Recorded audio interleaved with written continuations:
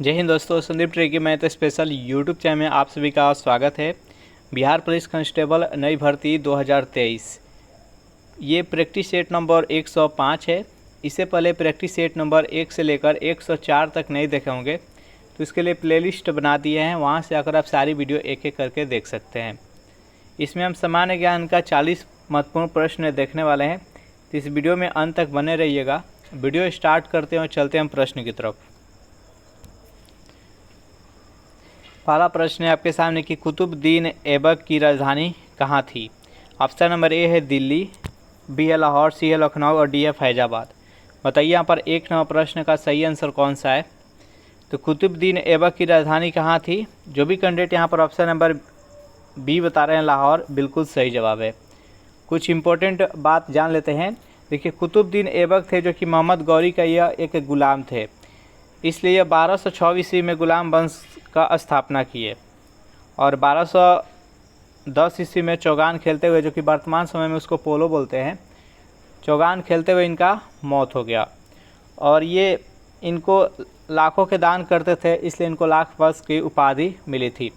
कुतुब मीनार की जो नींव डाले थे, इन्हीं ने डाले थे कुतुब मीनार का नींव। चलिए नेक्स्ट क्वेश्चन देखते हैं। सेकेंड प्रश्न है आपके सामने कि प्रतिनिधित्व के बिना कराधान नहीं किस क्रांति का नारा था। अमेरिकी क्रांति, फ्रांस की क्रांति, रूस की क्रांति, जर्मनी की क्रांति। बताइए यहाँ पर सेकेंड प्रश्न का सही आंसर कौन सा है।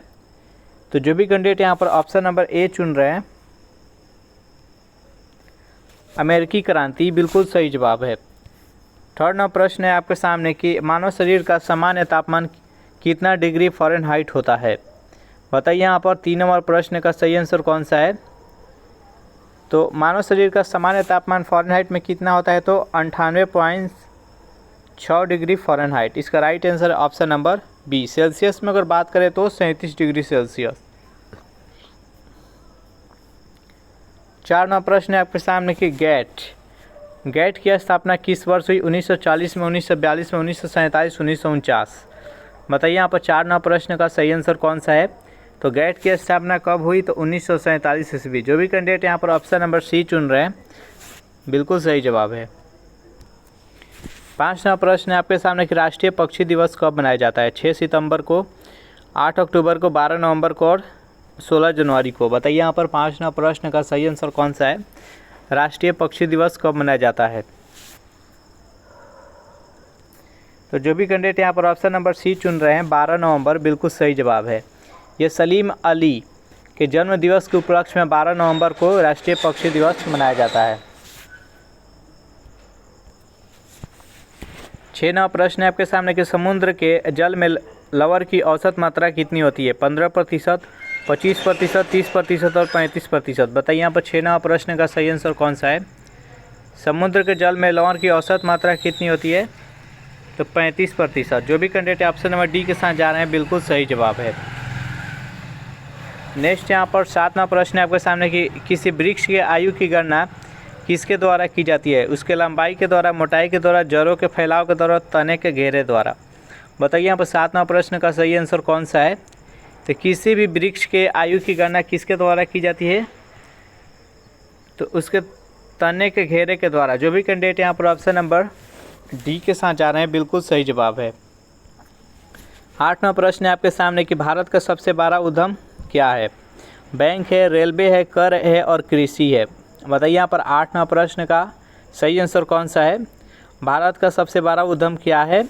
तो जो भी कैंडिडेट यहाँ पर ऑप्शन नंबर बी के साथ जा रहे हैं, रेलवे, बिल्कुल सही जवाब है।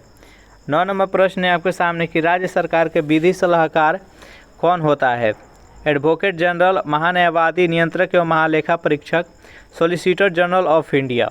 बताइए यहाँ पर 9 नंबर प्रश्न का सही आंसर कौन सा है।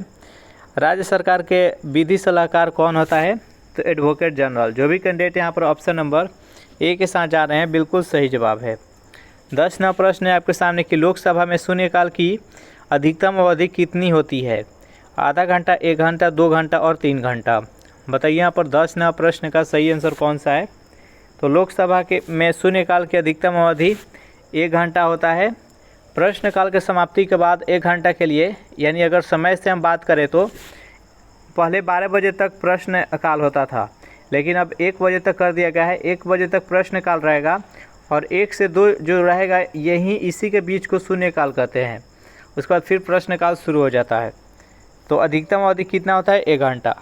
चलिए नेक्स्ट यहाँ पर 11वां प्रश्न है आपके सामने कि पंचतंत्र किस काल में लिखा गया था? मौर्य काल में, गुलाम काल में, सैयद काल में और गुप्त काल में। बताइए यहाँ पर 11वां प्रश्न का सही आंसर कौन सा है? तो पंचतंत्र के रचयिता कौन है? तो विष्णु शर्मा। और ये किस काल में इसको लिखे थे? तो मौर्य काल में, चंद्रगुप्त मौर्य के शासन काल में। तो जो भी कैंडिडेट यहाँ पर ऑप्शन नंबर ए के साथ जा रहे हैं बिल्कुल सही जवाब है। नेक्स्ट यहाँ पर 12वां प्रश्न है आपके सामने कि लोक के हितवादी के नाम से किसको जाना जाता है? गोपाल हरि देशमुख को, वीर सावरकर को, गोपाल कृष्ण गोखले को और दयानंद सरस्वती को। बताइए यहाँ पर 12वां प्रश्न का सही आंसर कौन सा है? लोक हितवादी के नाम से किसको जाना जाता है? तो जो भी कैंडिडेट यहाँ पर ऑप्शन नंबर ए बता रहे हैं गोपाल हरि देशमुख, बिल्कुल सही जवाब है। सेशन आपको अच्छा लग रहा है तो वीडियो को लाइक अपने दोस्तों के पास जल्दी से शेयर कर दीजिए। 13वां प्रश्न है आपके सामने कि अंतर्राष्ट्रीय दिनांक रेखा किस महासागर से होकर गुजरती है? ऑप्शन नंबर ए है हिंद महासागर, बी है प्रशांत महासागर, सी है अटलांटिक महासागर और डी है आर्कटिक महासागर। बताइए यहाँ पर 13वां प्रश्न का सही आंसर कौन सा है? अंतर्राष्ट्रीय तिथि रेखा किस महासागर से होकर गुजरती है? तो ये प्रशांत महासागर से। जो भी कैंडिडेट यहाँ पर ऑप्शन नंबर बी चुन रहे हैं बिल्कुल सही जवाब है।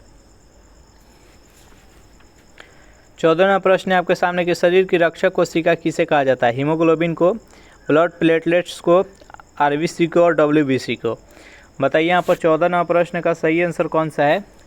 तो शरीर के रक्षक कोशिका किसको कहा जाता है? तो डब्ल्यूबीसी, व्हाइट ब्लड सेल। इसका राइट आंसर है ऑप्शन नंबर डी। 15वां प्रश्न है आपके सामने कि कद्दू दिवस किस तिथि को मनाया जाता है? 15 जनवरी को, 26 जनवरी को, 15 अगस्त को और 29 सितंबर को। यहाँ पर सितंबर नहीं, यहाँ पर अक्टूबर होगा। तो कद्दू दिवस कब मनाया जाता है? तो 29 अक्टूबर को। इसका right answer option number D. 16वां प्रश्न है आपके सामने कि एलिफेंटा दर्रा किस देश में स्थित है? भारत में, चीन में, श्रीलंका में और इंडोनेशिया में।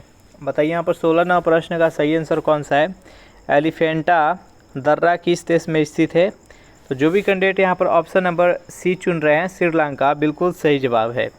अगर इस प्रैक्टिस सेट का आपको पीडीएफ चाहिए तो उसके लिए टेलीग्राम ग्रुप बना दिए, जिसका लिंक इसी वीडियो के नीचे डिस्क्रिप्शन में मिल जाएगा। वहाँ से ज्वाइन करके इसका पीडीएफ डाउनलोड कर सकते हैं। 17वां प्रश्न है आपके सामने कि भारतीय रिजर्व बैंक का मुख्यालय कहाँ है? यानी आरबीआई के यहाँ पर मुख्यालय बताना है। नई दिल्ली, मुंबई, कोलकाता और हैदराबाद। बताइए 17वां प्रश्न का सही आंसर कौन सा है? तो भारतीय रिजर्व बैंक का मुख्यालय कहाँ पर है? तो मुंबई में है। जो भी कैंडिडेट यहाँ पर ऑप्शन नंबर बी चुन रहे हैं बिल्कुल सही जवाब है। 18वां प्रश्न है आपके सामने कि भारतीय विदेश व्यापार संगठन कहाँ पर स्थित है? नई दिल्ली में, मुंबई में, चेन्नई में और कोलकाता में। बताइए यहाँ पर 18वां प्रश्न का सही आंसर कौन सा है? भारतीय विदेश व्यापार संगठन कहाँ पर स्थित है? तो यह नई दिल्ली में स्थित है। जो भी कैंडिडेट यहाँ पर ऑप्शन नंबर ए चुन रहे हैं बिल्कुल सही जवाब है। यूर्ट किस प्रजाति का घर है? सेमांग का, पिग्मी का, खिरगिज का और बुशमैन का। बताइए यहाँ पर 19वां प्रश्न का सही आंसर कौन सा है? तो जो भी कैंडिडेट यहाँ पर ऑप्शन नंबर सी के साथ जा रहे हैं खिरगिज, बिल्कुल सही जवाब है। 20वां प्रश्न है आपके सामने सुब्रतो कप का संबंध किस खेल से है? क्रिकेट से, हॉकी से, बैडमिंटन से और फुटबॉल से। बताइए यहाँ पर 20वां प्रश्न का सही आंसर कौन सा है?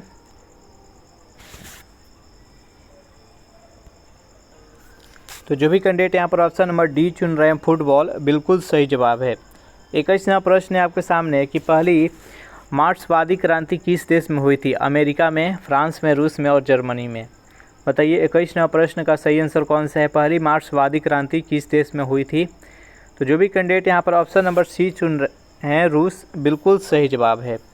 नेक्स्ट यहाँ पर 22वां प्रश्न है आपके सामने कि विश्व जल दिवस किस तिथि को मनाया जाता है? 10 मार्च को, 16 मार्च को, 19 मार्च को और 22 मार्च को। बताइए यहाँ पर 22वां प्रश्न का सही आंसर कौन सा है? विश्व जल दिवस किस तिथि को मनाया जाता है? तो इसका right answer option number D 22 मार्च को। 23वां प्रश्न है आपके सामने कि फेडरल रिजर्व बैंक किस देश का केंद्रीय बैंक है? यूएसए का, फ्रांस का, जापान का और जर्मनी का। बताइए 23वां प्रश्न का सही आंसर कौन सा है?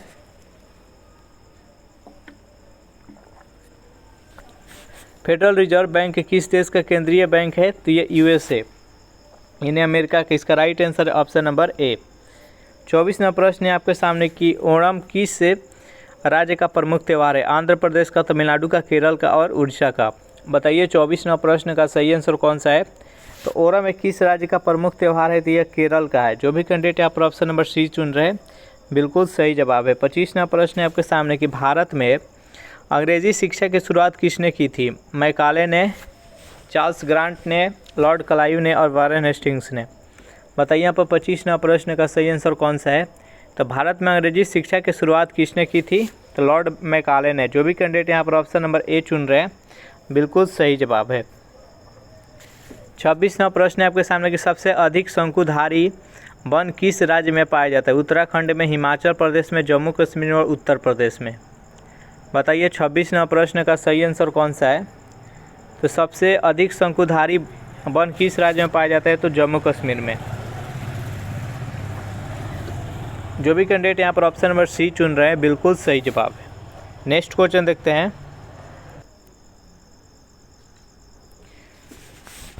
27वां प्रश्न है आपके सामने कि भारतीय मुद्रा प्रणाली में दशमलव पद्धति कब लागू की गई? 1947 में, 1957 में, 1967 में, 1977 में। बताइए यहाँ पर 27वां प्रश्न का सही आंसर कौन सा है? तो भारतीय मुद्रा प्रणाली में दशमलव पद्धति का शुरुआत कब की गई? तो इसका राइट आंसर है ऑप्शन नंबर बी, 1957 ईस्वी।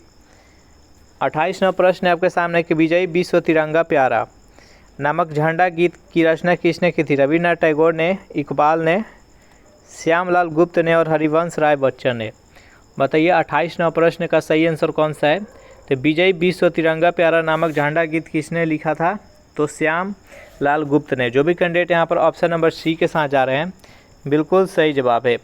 29वां प्रश्न है आपके सामने कि ब्लैक फॉरेस्ट किस पर्वत का उदाहरण है? अवशिष्ट का, ब्लॉक का, बलित का और ज्वालामुखी का। बताइए यहाँ पर 29वां प्रश्न का सही आंसर कौन सा है? तो ब्लैक फॉरेस्ट किस पर्वत का उदाहरण है? तो यह ब्लॉक का। इसका राइट आंसर है ऑप्शन नंबर बी। नेक्स्ट यहाँ पर 30वां प्रश्न है आपके सामने कि राष्ट्रमंडल दिवस कब मनाया जाता है? 23 जनवरी को, 31 फरवरी को, 21 फरवरी को, 29 मार्च को और 24 मई को। बताइए यहाँ पर राष्ट्रमंडल दिवस कब मनाया जाता है? जल्दी से कमेंट कीजिए 30वां प्रश्न का सही आंसर कौन सा है? तो राष्ट्रमंडल दिवस है जो कि 24 मई को मनाया जाता है। जो भी कैंडिडेट यहाँ पर ऑप्शन नंबर डी बता रहे हैं बिल्कुल सही जवाब है।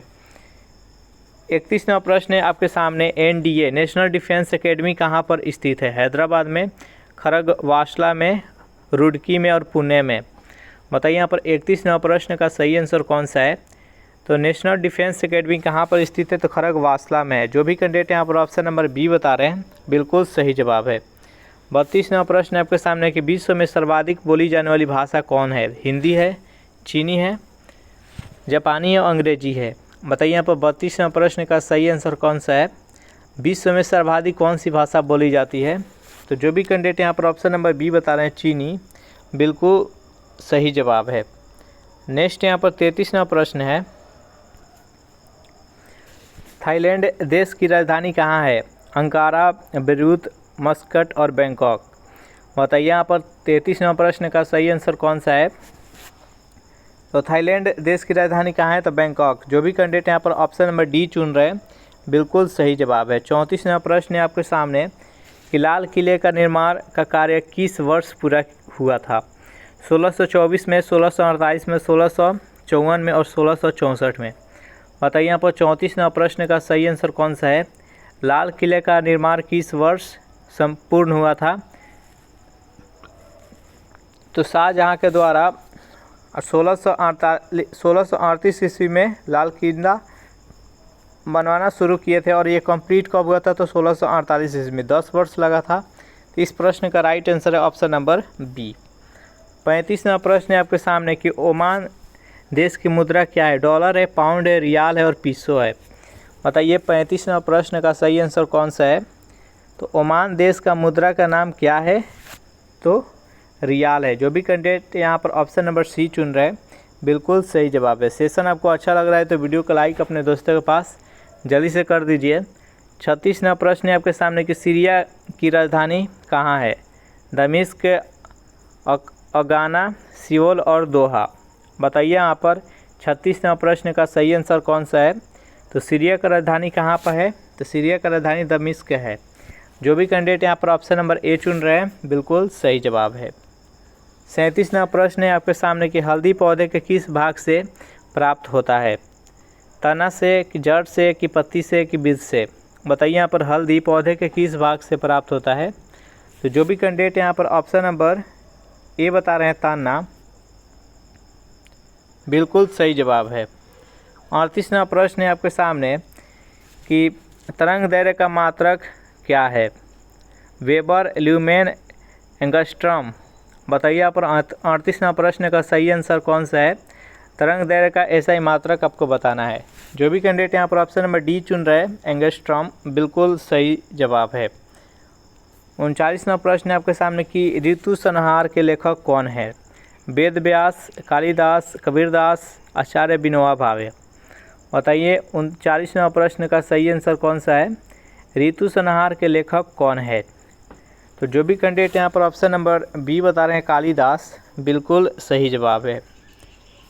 40वां प्रश्न है आपके सामने कि NH6 नेशनल हाईवे 6 से कहाँ तक फैला है? मुंबई से कोलकाता, चेन्नई से कोलकाता, चेन्नई से मुंबई, आगरा से मुंबई।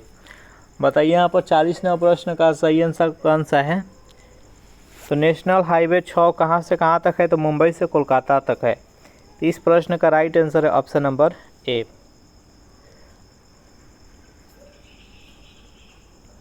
इस प्रैक्टिस सेट में टोटल हम 40 प्रश्न देखे। सेशन आपको कैसा लगा ज़रूर कमेंट करके बताइएगा। वीडियो आपको अच्छा लगा हो तो वीडियो को लाइक अपने दोस्तों के पास शेयर कर दे, और अभी तक इस चैनल को सब्सक्राइब नहीं किए होंगे तो फटाफट इस चैनल को सब्सक्राइब कर दे। Thanks for watching this video. मिलते हैं नेक्स्ट वीडियो में।